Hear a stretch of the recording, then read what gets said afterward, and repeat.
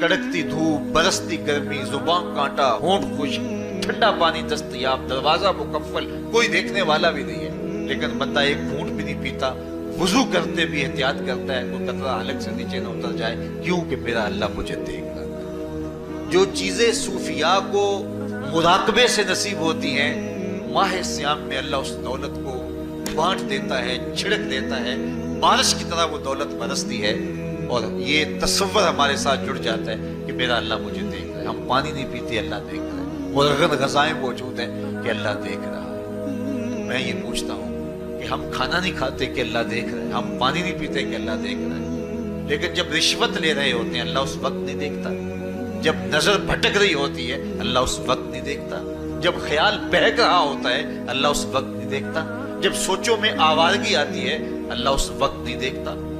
تو یہ صرف وہ کھانے اور پینے کو ہی دیکھ رہا ہے، باقی امور زندگی کو نہیں دیکھ رہا، اور وہ کیا صرف رمضان میں دیکھتا ہے، غیر رمضان میں نہیں دیکھتا؟ تو یہ جو نور اترا تھا ماہ سیام میں، اس کو اپنے اندر اگر جذب کر لیا جائے تو زندگی سنور جاتی ہے۔ جو مراقبوں سے حاصل ہوتا تھا ماہ سیام میں، وہ می کی طرح برسا، اور ہم اس کے اپنے اندر سمو لیں، جذب کر لیں، تو نتیجہ یہ ہوگا کہ ہماری زندگی نور نلا نور ہو جائے گی۔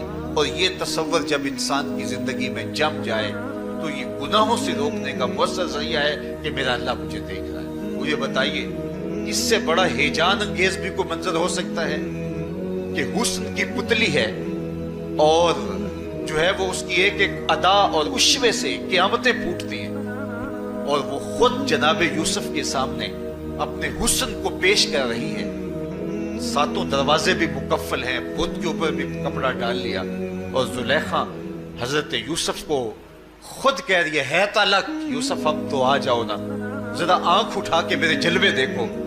لیکن جناب یوسف کیا بولتے ہیں؟ قال معاذ اللہ، میں اللہ کی پناہ میں آتا ہوں۔ کہا تو 7 دروازے بند کر کے لوگوں کی نظروں سے چھپ گئی، اور موٹا کھیس ڈال کے اپنے زوم میں اپنے جھوٹے خدا سے بھی شرم کرتی ہے اور اس سے چھپ گئی، میں اس خدا سے حیا کیوں نہ کروں جو 7ویں کوٹھڑی میں بھی دیکھ رہا ہے۔ پھر اتنی روشنیاں برسی، اتنا یقین برسا کہ گناہ کیا، گناہ کا تصور بھی محال ہو گیا۔ تو مجھے بتائیے کتنا ہیجان انگیز منظر تھا جب حسن قدموں میں بچھنے کے لیے خود بےتاب تھا، اور حضرت یوسف جوان رانا ہے، جوانی اور شباب پورے پاکپن پہ ہے، اور ادھر حسن مچل مچل کے قدموں میں بچھ رہا ہے، لیکن یہ جذبہ کہ میرا اللہ مجھے دیکھ رہا ہے ایسی رکاوٹ بنتا ہے۔ قال معاذ اللہ، کہا میں اللہ کی پناہ میں آتا ہوں۔ تو یہ یقین جب بندے کے ساتھ جڑ جاتا ہے کہ میرا اللہ مجھے دیکھ رہا ہے، تو پھر انسان کے لیے گناہ سے بچنا کوئی مشکل نہیں ہوتا۔ گھر میں فاقے ہوں، مشکل میں بندہ پھنسا ہو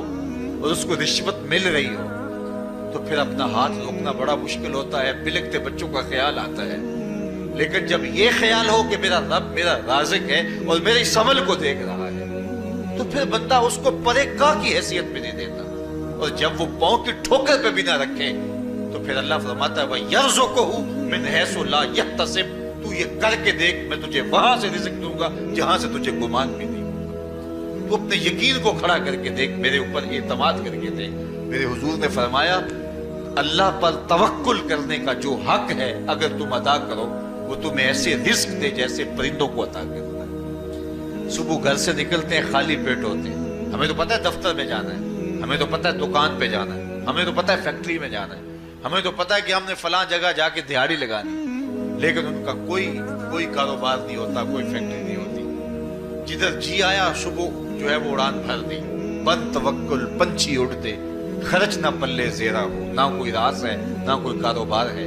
لیکن کبھی ایسا ہوا کہ شام کو خالی پیٹ آئے ہو، تو کہا اگر تم اللہ پہ توکل کر لو وہ بھی تمہیں ایسے رزق دے جیسے پرندوں کو رزق عطا کرتا ہے۔ پرندوں میں سے ایک پرندہ ہے ہنس، یہ سچے موتی کھاتا ہے، اور آپ پنساری کے پاس موتی لینے جائیں تو ہزاروں روپے تولے کے ماشے کے حساب سے آپ لیں، تو پھر بھی آپ سوچتے ہیں کہ پتہ نہیں یہ خالص نہیں ہے یا نہیں ہے۔ وہ اتنے نایاب اور کامیاب ہیں کہ آپ ماشوں اور تولوں میں خریدتے ہیں اور پھر بھی آپ کو شک رہتا ہے کہ یہ خالص ہیں یا کہ نہیں۔ اور ہنس کھاتا ہی وہ ہے، اور دنیا پر ایک نہیں لاکھوں کروڑوں ہنس ہیں، اور روزانہ صبح و شام کھاتے ہیں اور پیٹ بھر کے کھاتے ہیں، اور اللہ انہیں روز عطا بھی کرتا ہے۔ تو یہ मालिक वो है राज़िक है। जब उस पे तवक्कुल और उस पे यकीन पैदा हो जाता है तो फिर मुश्किल नहीं रहता, फिर आसानी पैदा हो जाती है। तो रोज़ों में अल्लाह ताला ये यकीन देता है कि वो मुझे देख रहा है। बंदा ये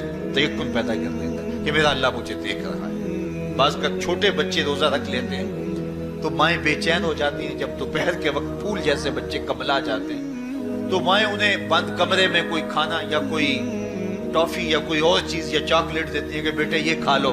तो वो बच्चे नहीं खा रहे होते तो माएँ कहती है पुत्र खा लो, कोई नहीं देख रहा। तो वो बच्चे भी कहते हैं अल्लाह देख रहा है। तो वो जो सूफिया को मुराकबों से मिलता है वो एक बच्चे को भी नसीब हो रहा है कि मेरा अल्लाह मुझे देगा। यहाँ एक और भी तसल्ली है, हम हजार गुनाहगार सही, हम हजार स्याहकार सही, लेकिन हमारा रब पे कितना यकीन है। रमजान में पता चलता है कि उस जात पे हमारा कितना तयक्कुन है, कितना यकीन है, जिसको देखा नहीं, छुआ नहीं, बात नहीं हुई, जो तसव्वुर ख्याल की हुदूद से बना है। इतना यकीन है कि हम पानी नहीं लेते, खाना नहीं लेते कि मेरा अल्लाह मुझे देख रहा है। काश के इसको हम अपनी पूरी जिंदगी में फैला लें और इसको जिंदगी में जब हम तारी कर लेंगे तो फिर गुनाह करना महाल और नामुमकिन हो जाएगा और जिंदगी नूर अला नूर हो जाएगी। और यही तकवे का उसूल है। फरमाया ऐ ईमान वालो, तुम्हारे ऊपर रोजे फर्ज कर दिए गए जिस तरह तुमसे पहलों पे फर्ज किए गए थे, लअल्लकुम तत्तकून, ताकि तुम मुत्तकी बन जाओ, ताकि तुम परहेजगार बन जाओ। हजरत सलमान फारसी रज़ी अल्लाह ताला अन्हु से मरवी है कि जब शाबान की 29 तारीख होती तो अल्लाह के महबूब में खुतबा इरशाद फरमाते, उसमें रमजानुल मुबारक के फजाइल बयान करते और कहते हैं तुम्हारे पास एक शहर अजीम, इज्जत और अजमत वाला महीना आ रहा है जिसका हर दिन बाकी साल के दिनों से अफजल है, जिसकी हर रात बाकी साल की रातों से अफजल है। और उसमें एक रात ऐसी है लैलतुल कदर जो 1000 महीने से बेहतर। तो ये अल्लाह ताला की रहमतों का रूप है। रहमतों के दरवाजे खोल दिए जाते हैं और रोजादार का रोजा बिलखुसूस असर के वक्त, शाम के वक्त, पिछले पहर, रोजादार के खाली मिदे से जो एक बू उठती है, महक उठती है, अल्लाह को कस्तूरी से भी ज्यादा महबूब होती है। अल्लाह अकबर। और फरमाया लिस्साइम फरहतान, फरहतुन इंदा फित्रही व फरहतुन इंदा लिकाए रब्बे। रोजादार के लिए दो खुशियां हैं। एक खुशी उसे तब मिलती है जब वो रोजा खोलता है सारे दिन की भूख और प्यास काट के, जब शाम को ठंडा और मीठा मशरूब उसे मिलता है और वो मशरूब अपने जो है वो मुंह में डालता है, वो मैदे की तरफ उतरता है तो उसकी जुबान बोले ना बोले उसका एक एक अंग अल्लाह की तस्बीह बोल रहा होता है और अल्लाह का शुक्र अदा कर रहा होता है। उस वक्त उसे एक अजीब फरहत होती है कि इतना तवील लंबा रोजा था, शुक्र है कि मेरा रोजा तकमील को पहुंचा। एक रूहानी मुसर्रत, फिर रोजा खुलने के वक्त उसको बदनी मुसर्रत। तो एक फरमाया उसको फरहत तब मिलती है जब वो रोजा खोलता है, वह फरहतुन इंदा लिकाए रब्बे। और दूसरी फरहत उसे तब मिलेगी जब रोजे के सिले में अल्लाह अपने रुख से पर्दा हटा देगा और अल्लाह अपना दीदार अता फरमाएगा। तो ये रोजेदार के लिए खुशियां हैं। खुश नसीब हैं वो लोग जो माह सियाम के रोजे पूरे खुशबू खुशू के साथ रखते हैं और इसकी बरकतों से माला माल होते हैं। वरना बाज लोग मैंने ऐसे भी देखे हैं वो छोटी छोटी बीमारियों का बहाना बना के रोजा तर्क कर देते हैं और उन्हें हौसला ही नहीं पड़ता रोजा रखने का, क्योंकि असौमो निस्फ सबर, रोजा आधा सबर है।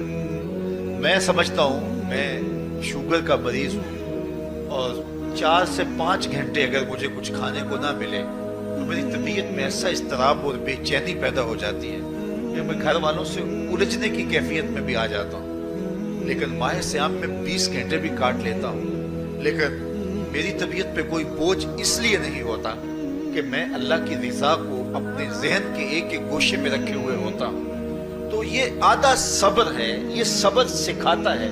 और फिर रोजे से जब हम भूख काटते हैं तो गुरबा मसाकीन, वो लोग जो बेचारे भूख और प्यास काट के जिंदगी गुजारते हैं, उनका भी हमें ख्याल आता है कि हमें तो अपने इख्तियार से चंद लम्हों के लिए भूख काटनी पड़ी तो इसकी कुल्फत और इसकी अजियत इतनी है।